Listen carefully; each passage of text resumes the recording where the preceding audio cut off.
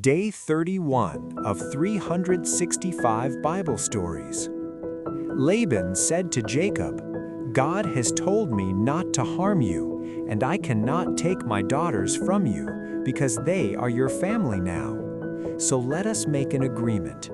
We will pile up large stones in this place, and these stones will remind us that the Lord watches over both of us, even when we are far apart.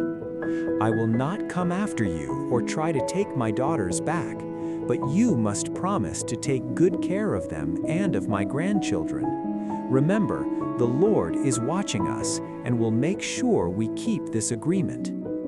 To show that he would keep the promise, Jacob sacrificed an animal to the Lord. Then Jacob and Laban shared a meal together and spent the night on the mountain. In the morning, Laban prepared to leave.